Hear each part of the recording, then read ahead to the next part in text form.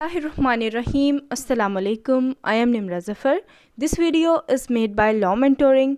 Before watching the video, please subscribe the channel and hit the bell icon so that you may get notifications about the new videos timely. So let's move towards our today's topic.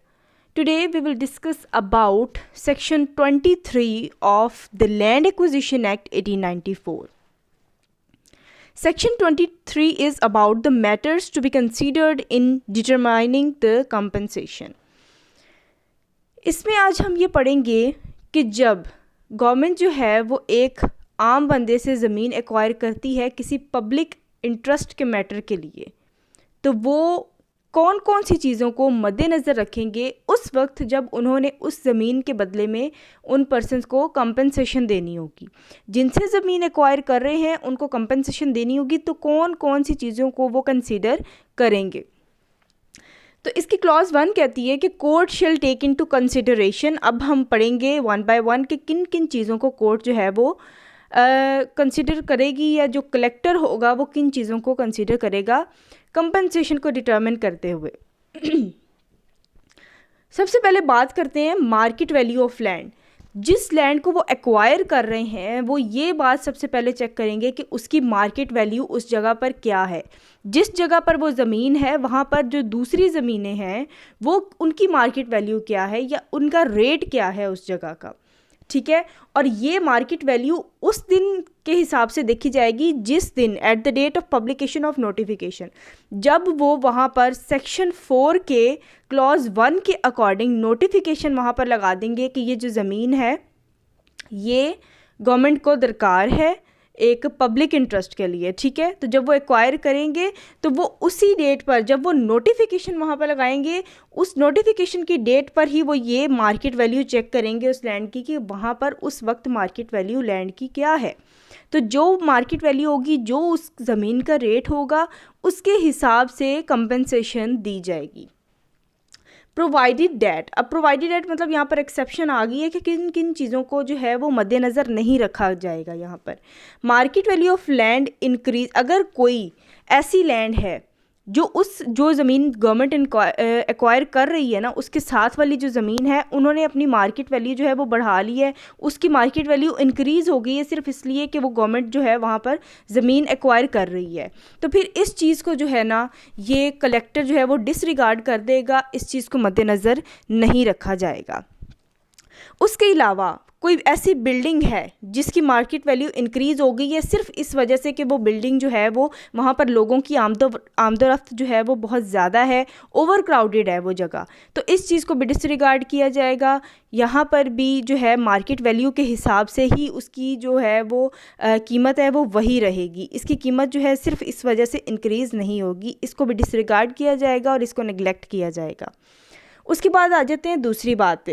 दूसरी बात उन्होंने कही है damage sustain by person interested, मतलब जिसकी ज़मीन acquire कर रही है गवर्नमेंट, अगर उसका कुछ और भी डैमेज हुआ है, एक तो उसकी ज़मीन एक्वायर कर रहे हैं उसकी तो कंपनसेशन उनको देनी ही देनी है, उसके अलावा अगर उनका कोई डैमेज हुआ है, जैसे कि उनकी वहाँ पर फसल उगाई हुई थी उन्होंने अपनी ज़मीन पर और अभी उस फसल के काटने का टाइम भी नहीं आया था लेकिन गवर्नमेंट को वो ज़मीन चाहिए, तो गवर्नमेंट क्या करेगी उस फसल के भी पैसे उनको देगी। उसके अलावा अगर उनके कोई ट्रीज़ वहाँ पर लगे, कोई दरख्त लगे हुए हैं जो कि बहुत ज़रूरी हैं उनके लिए, तो उन दरख्तों के भी पैसे उनको मिलेंगे, ठीक है। मतलब कि कोई ऐसा डैमेज जो कि पर्सन इंटरेस्टेड जिसकी ज़मीन है या कोई ऐसा और पर्सन इंटरेस्टेड है उनका कोई क्रॉप्स है या कोई फसल है या कोई दरख्त लगे हुए हैं, तो उनके पैसे भी गवर्नमेंट इनको देगी। अब हम पढ़ते हैं तीसरी बात कि तीसरी चीज़ कौन सी कंसीडर करेगा कलेक्टर। नेक्स्ट आ जाता है तीसरी बात उन्होंने क्या कही है कि person interested damage sustain to the person interested in case of severing of land. इसका ये मतलब है कि कोई ऐसा पर्सन है जो कि और भी पर्सन इंटरेस्टेड है उस ज़मीन के साथ जो गवर्नमेंट ने एक्वायर करनी है। अब इंटरेस्टेड किस तरह है कि या तो उसने जो है ज़मीन जो है ठेके पे दी हुई थी या किसी ने ज़मीन ठेके पर ली हुई थी या फिर कोई टेनेंट का कोई हक है उसमें, या फिर जो है ना इस तरह का कोई और मैटर आ जाता है कि किसी ने एनुअल बेसिस पर उस ज़मीन पर कोई हल चलाया या इस तरह का कोई और मामला है, तो उन पर्सन इंटरेस्टेड को भी इसमें काउंट किया जाएगा। और जब कंपनसेशन डिटर्मिन होगी तो उनको भी बुलाया जाएगा और उनको उनका जितना भी हक बनता होगा उनको दिया जाएगा। उसके बाद फोर्थ वन है कि damage sustain by person interested injuriously affecting other property.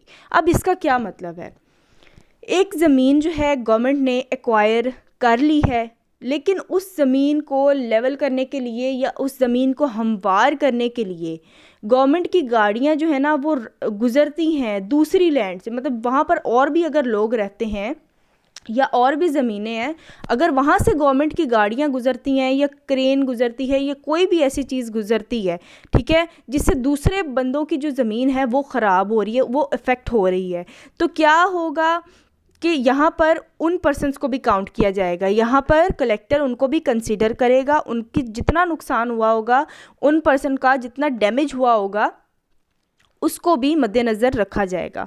उसके बाद फिफ्थ पे आ जाते हैं, if any person compelled to change his residence और प्लेस ऑफ बिजनेस। अगर कोई ऐसा पर्सन है जिसकी लैंड एक्वायर हो रही है, साथ ही उसकी उसी लैंड के साथ जो है उसका और उसकी कोई दुकान है या इस तरह कोई उसका बिज़नेस है वहाँ पर, और वो उसको कंपेल किया जा रहा है, मजबूर किया जा रहा है कि गवर्नमेंट ने ये ज़मीन एक्वायर करनी है तो आप यहाँ से मूव कर जाए, आप यहाँ से शिफ्ट कर जाए। तो अगर उनकी शिफ्टिंग होती है तो यहाँ पर उनके बिज़नेस को भी मद्देनज़र रखा जाएगा, उनको रीज़नेबल एक्सपेंसेस उनके जो हैं वो उठाएगी गवर्नमेंट, ठीक है, क्योंकि उनकी ज़मीन एक्वायर हो रही है, वो तो उनको मार्केट वैल्यू के हिसाब से उनको पैसे मिलने हैं। अगर उनका साथ ही कोई बिज़नेस है वो भी वहाँ से उनको शिफ्ट करना पड़ रहा है तो उस चीज़ को भी गवर्नमेंट जो है मद्देनज़र रखेगी। उसके बाद आ जाते हैं damage resulting from diminution of the profit of land. इसका मतलब ये है कि जब गवर्नमेंट जो है वो ज़मीन एक्वायर कर रही है और ज़मीन एक्वायर करने की वजह से जो किसी का अगर वहाँ से रास्ता बनता था, जिस ज़मीन को एक्वायर किया है किसी और पर्सन का वहाँ से को गुज़रने का रास्ता बनता था, वो रास्ता उसको तब्दील करना पड़ा है, या फिर वो वहाँ पर नहर थी जो नहर बंद हो गई है, लोगों की जो फसलें उनको अगर पानी नहीं मिलता या इस तरह का कोई मसला होता है ना, उस चीज़ को भी गवर्नमेंट मद्देनज़र रखेगी, कलेक्टर उसको भी कंसीडर करेगा जब वो डिटर्मिन करेगा कंपनसेशन।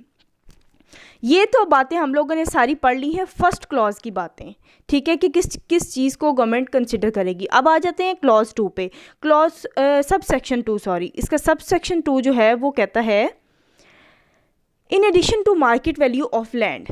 एक तो मार्केट वैल्यू जो है लैंड की वो तो काउंट होनी है, मार्केट वैल्यू के हिसाब से कंपनसेशन तो मिलेगी, लेकिन अगर किसी बंदे को जबरन उससे ज़मीन ली जा रही है, उसकी कंपलसरी एक्वायरिंग हो रही है एक लैंड की, तो उस बंदे को 15% एक्स्ट्रा दिया जाएगा। जो मार्केट वैल्यू है उसकी वो तो उसको मिलनी है उस ज़मीन की, लेकिन उसको 15% एक्स्ट्रा मिलेगा। लेकिन अगर कंपनी की एक्विजिशन हो रही है या कंपनी के लिए एक्विजिशन हो रही है तो उस केस में, कंपनी के केस में क्या होगा, 25% एक्स्ट्रा दिया जाएगा। ये था section number 23। This was all about our today's lecture. Thanks for watching the video, and if you like the video then don't forget to like, share and comment. Thank you so much.